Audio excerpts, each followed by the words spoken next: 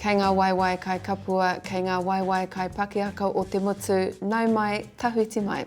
Welcome to Mata with me, Mihingarangi Forbes, brought to you by Te Māngai Pāho and the Public Interest Journalism Fund. We continue with our leaders interviews. Tonight I'm joined by Marama Davidson, co-leader for the Green Party. E te mare kura tēnā koe. The Green Party has a tax policy called the Income Guarantee. It's a commitment to every New Zealander that their income will never fall below $385 after tax for a single person, $770 for a couple and $735 for a single person. What will it cost?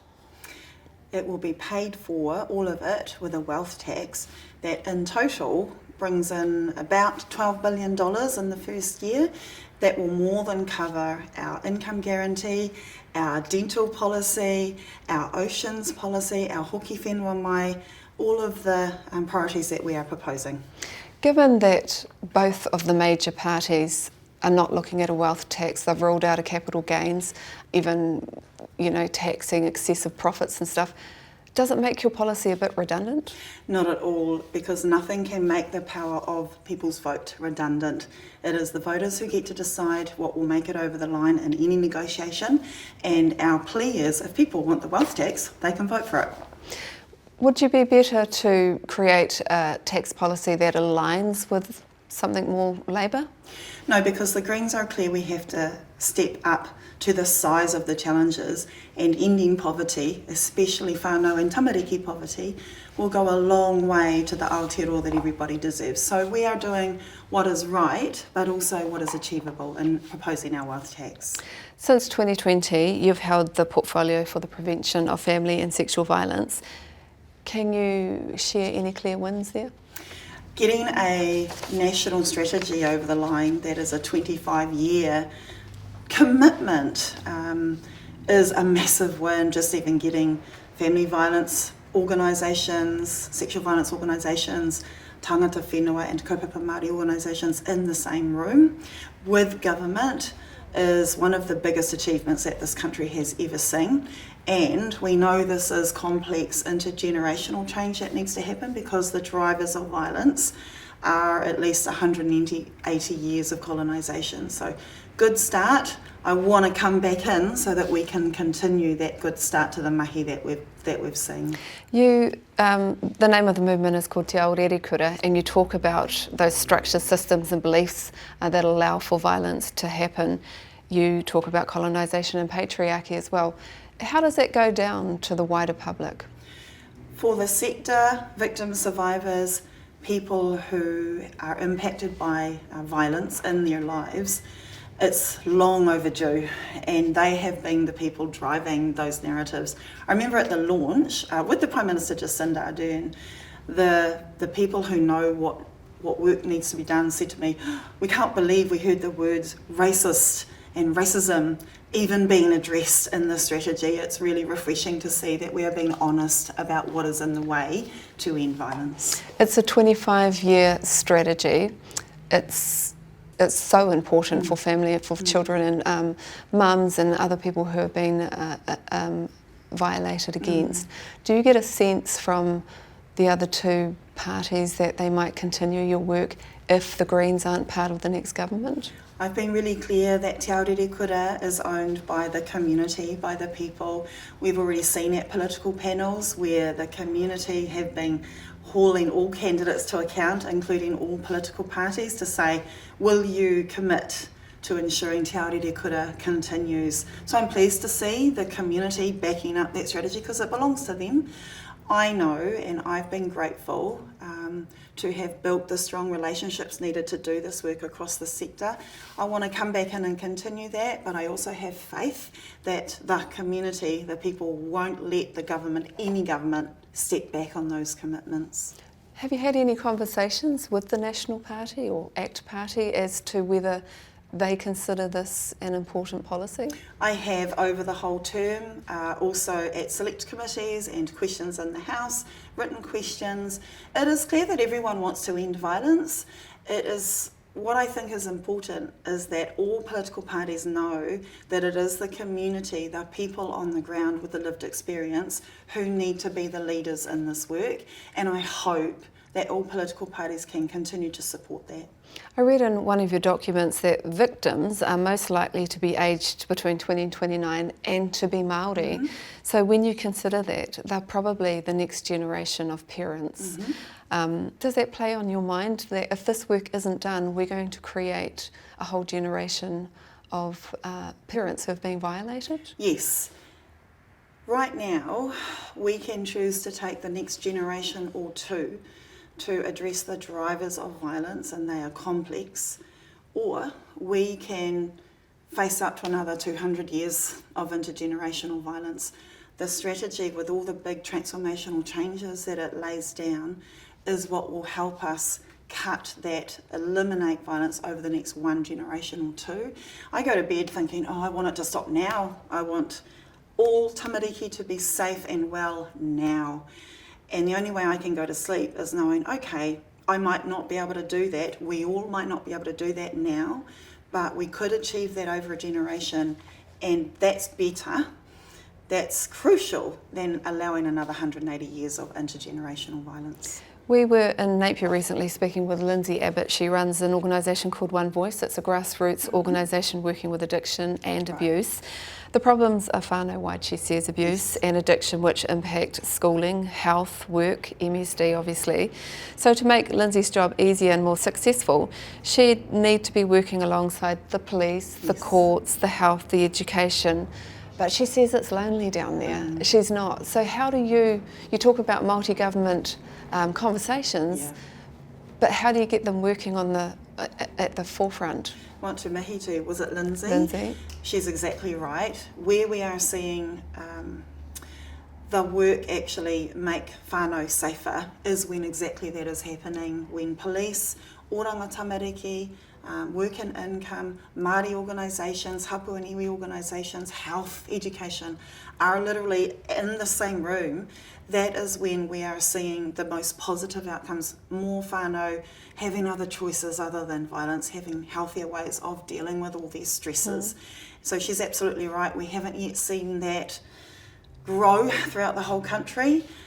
We've got some good examples in Manukau, in the far north, and some in the south near Canterbury, Dunedin, but we need to see it around the whole country, including Napier. We've got some good stuff happening on the east coast, but she's right, we need to see that everywhere, and I look forward to building that up more over the years. So you've had this role for 3 years. How many times has the police minister made space for you to have conversation about te aorere kura? How many times has Carmel Sepuloni from MSD said, come over Marama and let's have a kōrero about how we're going to deal with this? Constantly. I have a whole group of family violence, sexual violence prevention ministers who have met regularly 6 weeks every 6 weeks over the past couple of years, and then individually with each of those ministers. I just will say that even though I believe I might have had 3 police ministers over the term, maybe more, they have all been totally committed to the work of te aorere kura, which has a prevention and healing focus, a safe responses focus, a Crown accountability focus, so that all of our departments can stop causing further harm, especially for victim survivors. And I look forward to continuing that joined up way of working. And I guess again, it's like those conversations have been done at governance and government level, but is the police minister having conversations with the police commissioner, who's then talking to their head people in Hawke's Bay to say, hey, Lindsay's out there and she's on the ground, she's got this great group of people. Like, when do we see the trickle down or the connection at that level? Yeah, it has to be at all levels. So I also have all of the minister CEs, including the police commissioner, at that round table with this work. And one example is in Kahungunu recently, big ups to Kahungunu, where I was able to provide some flexible pūtea so that they can just do whatever the bloody hell it needs to be done. Mm-hmm. And then we already saw the example when they are forming good relationships with whānau who have had no trust of any organisations, And then the whānau have turned around when the kaka hits the fan, picked up the phone to those social workers with kahungunu and said, please help me, things are going chaotic, I'd like to not be violent in my response. That's violence prevention mahi happening, working because it was relationship focused, not punitive focused, working because they built up trust and felt that they could put up their hand for help. And so those conversations are just starting to trickle down, but I know it will be a number of years before we see all of the attitudes change across all agencies of government. What percentage of the family and sexual violence budget do you think is being spent at the grassroots? In prevention for 40, 50 years at least. So for example, it has been less than 1% of funding. And what would you like to see? We need to increase it to at least 10 to 15%. Overseas studies, there's very little studies, but overseas studies have shown that only when you have increased primary prevention putea out of the whole, will you start to see violence prevalence, not reporting, violence prevalence come down, and even then it could take 9 to 12 years to see the whole prevalence starting to come down. I want to talk about Hoki Whenua Mai, which is your land policy. It's a policy which will address the taking of Māori land and starts with a $350 million fund, which will be used to buy back stolen land. It will allow for the tribunal to make recommendations about privately held land again. Does it mean that the council land, which was made private with a stroke of a pen, will be available for settlements? What we know is that when private land comes available, iwi and hapu haven't had any way of holding on to that, and that's what we would like to see the starting off $350 million fund being able to be used for. It's when private land becomes available is that particular part of the policy, but also ending perpetual leases, ending those 999 or even 99-year leases where Māori have had no benefits and no control and no say and no ability to get their control back.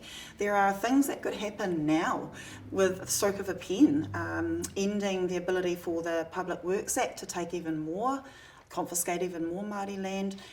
All of those things are in our Hoki Whenua Mai policy, and they're quite easy to do. In Tokomaru Bay at the moment, there's perpetual land leases up there that have continued from the late 1800s, and they were for the Native Township Act actually, and it was meant to be only 21 years, but they seem to, it's a clerical error, they've rolled on and rolled on, and recently the Gisborne District Council has just renewed, allowed another one, which is the sports ground in Tokomaru Bay, which is actually a Maori burial land.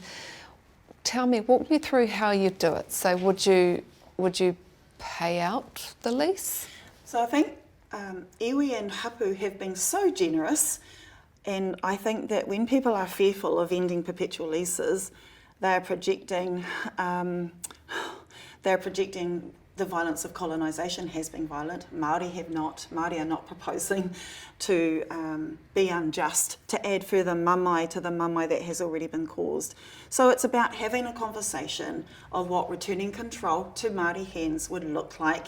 It's about not adding further mamai and hurt on top of hurt that has been caused. That's very generous of Māori, but that has always been what Māori have been proposing. Not to run whānau off their land with guns, which is what happened to Māori. It's about having that conversation, setting it really clear this perpetual lease has to end. Would you pay them out though? I think that fair conversation, not hyped up over high prices in the market conversation, but I think that fair conversation is a principle of Hoki Whenua Mai, yes, but that's Crown responsibility. Crown mucked this up, Crown accountability for fair compensation. Is that central and local government would have to come to the party as well? We are proposing that central government uses its treaty funds appropriations as part of Hoki Whenua Mai redress. The main principle, I think, Mihi, is starting restorative justice conversations to get control back to Māori. One of the other parts of Hoki Whenua Mai is about revisiting treaty settlements, and we all know that a treaty settlement is less than 3%, sometimes it's 1 point something. You talk about a just and enduring settlement, so what does that look like? 10, 25, 50%? What it looks like is, first and foremost, that treaties aren't settled, that it's about enduring relationship, and it's not something to just quickly get those Māoris off our backs. And so that's the first starting point of that. It's also not about mucking up those settlements that have already happened. It's about reinstating settlements are relationships, te tiriti, sorry, are relationships ongoing, that you don't just sign a settlement and that's the end of the relationship, that it's ongoing. And so, oh my goodness, less than 2% is the majority of where settlements have fallen, and actually increasing what is returned would be of benefit to all New Zealanders, not just for Māori.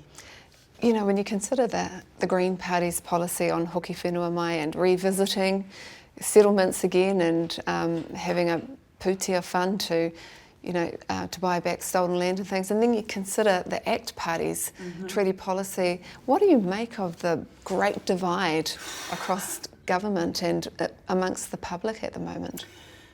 Really unhelpful and quite harmful to democracy, actually, that the fear, the ignorance and the racism has been whipped up by political leaders. In my view, that is unconscionable for any political leaders to be whipping up that fear and that ignorance, when instead we could actually be aspirational for Aotearoa. And just look at the examples around us where you've got Māori, Tauiwi, Pākehā of all backgrounds, people of all backgrounds coming together and working on, say, restoring a river. We're here in Pamua, Glen Innes community is an example, where people have been coming together to restore the creek, the awa here, Omaru, and that is what te tiriti relationships could look like all around the country. Remove the fear that actually this is about Māori having responsibility to lead the restoration of our communities and our living systems, and that will benefit everybody. Totally get your answer. I wonder if you actually addressed the divide between different policies on different sides. And actually, when I think about the minor parties, all four of them are Māori leaders. Yeah. Gosh. The divide is about power at any cost, and the divide is about cheap politics and using whatever means to get headlines, to get controversy. Like, you're not going to go out and say Nelson Mandela is going to vote for my very conservative right-wing party without knowing that you're going to purposely whip up controversy on one hand, whip up racism on that same hand, but on the other hand, put people off engaging. So that's what I want people to understand, is it's not a divide, it's a purposeful tactic to put people off, the people who believe in a progressive Aotearoa, particularly to put young people off, to look at politicians and go, what a bunch of clowns, I am not voting, I don't want anything to do with that stupid system. That is intentional. I'm urging people to resist that, to maintain their mana in their vote. People talk about the Green Party, and often, it's thought that there's a social justice element to it, and then there's a green a climate element. But there's much more in the Green Party. How would you define, the top 10 of your Green Party? Well, if you start with te tiriti, not the treaty, but te tiriti as an umbrella or a korowai, perhaps, a cloak, everything can come under that. Climate justice is about our kaitiaki responsibilities to leave a stable climate for our mokopuna. Te taiao justice is about protecting our waters, soils, our earth, and remembering that we are the whakapapa of Papatūānuku. And again, there's a tiriti justice aspect to mana and hapu, the hapu of mana and iwi, maintaining those responsibilities over their connections to their lands. And social justice under te tiriti is about equity, including for Māori, and equity for everyone who has a place to belong in Aotearoa, which starts with the unique status of tangata whenua. So for us, it's a neat, tidy and interrelated picture. Where it is essential to uphold mana motuhake and tino rangatiratanga if we want to protect our climate, protect our living systems, and make sure everyone has what they need in communities. Let's talk about taiao. The Green Party wants more action on climate change. They want a circular economy. You want producers to take more responsibility for their waste, and you want individuals to do the same. You didn't get many runs on the board in the past 6 years. Do you regret not being tougher on Labour? Well, tell me what you got on the board. I mean, for example, the strongest climate action in 6 years than we've seen in 3 decades, the first ever nationwide intergenerational strategy with commitments in it to end violence. Actually, even starting any of the work in the waste area was under Eugenie. The Jobs for Nature, which all of my hapua iwi are using that funding to restore our own marae and our valleys. So many more, but I guess the point is we are too also frustrated with the pace of change for climate, for papatūānuku, for ending poverty. And with only 2 ministers, we've achieved that much this term, but we need more Green MPs, more Green ministers.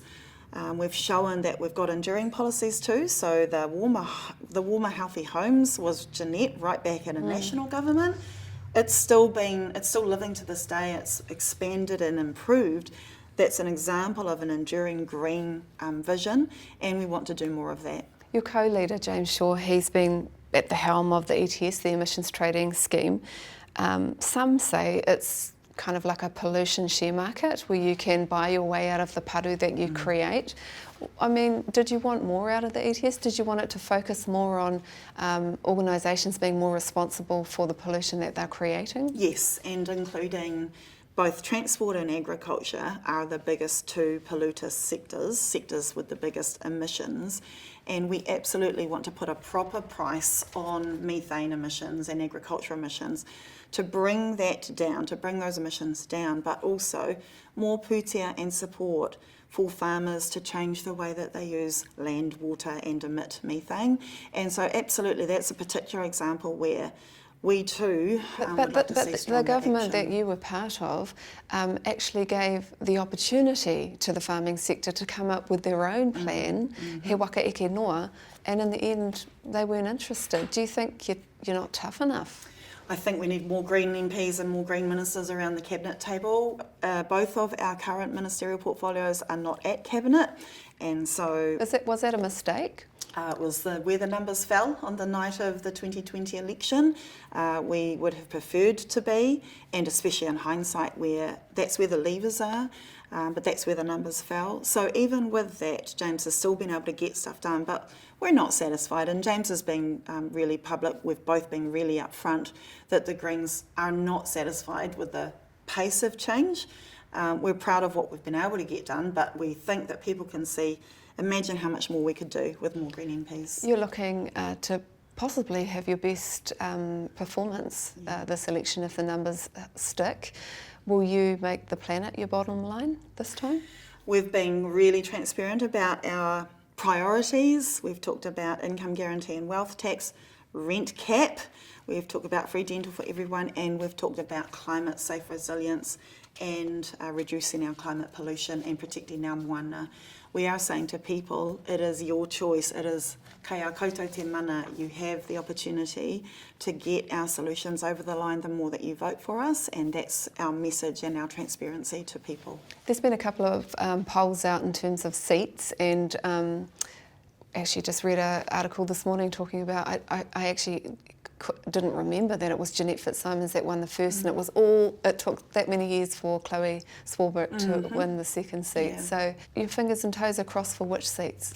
Wellington Central's looking awesome. Tamitha Paul has just got a grassroots green machine down there. Rongotai Central for the first time is interesting with Julie and Genta. Of course, Auckland Central, Chloe's working really hard. She ain't taking that for granted.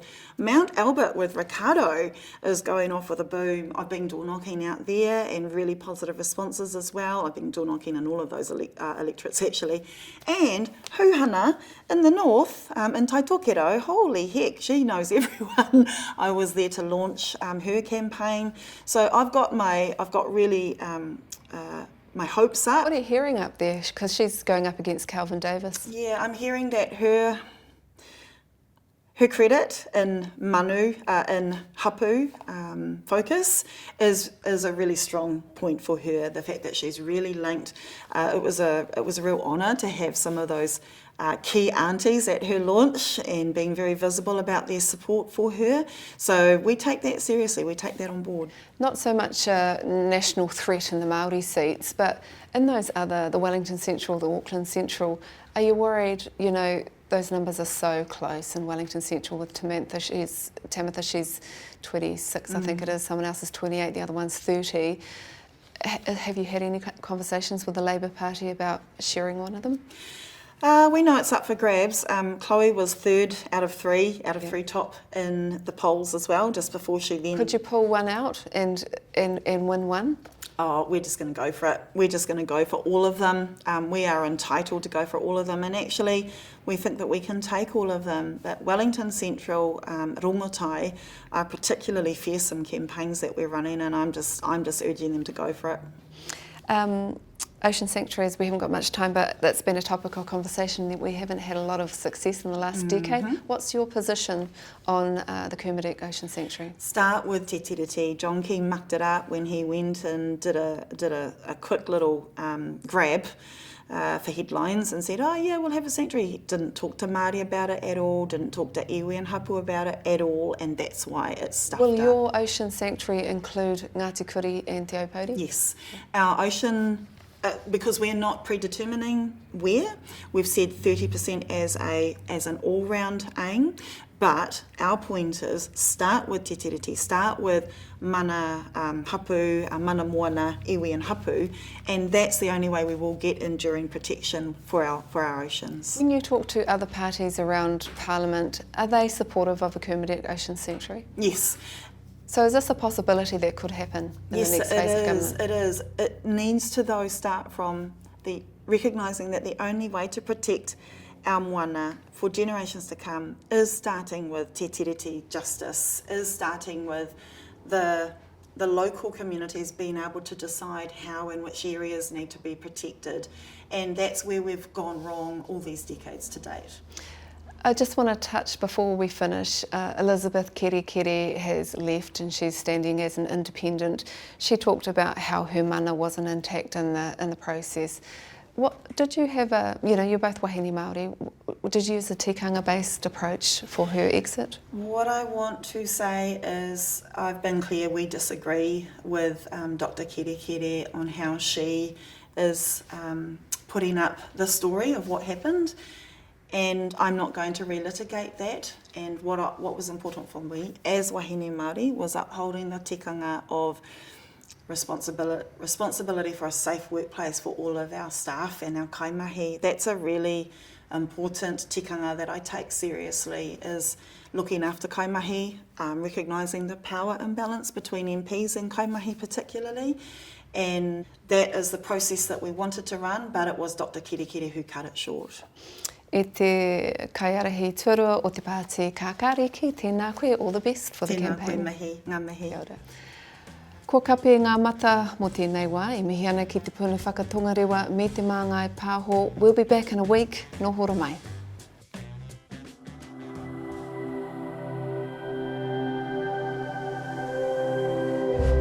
Ko te reo, te take.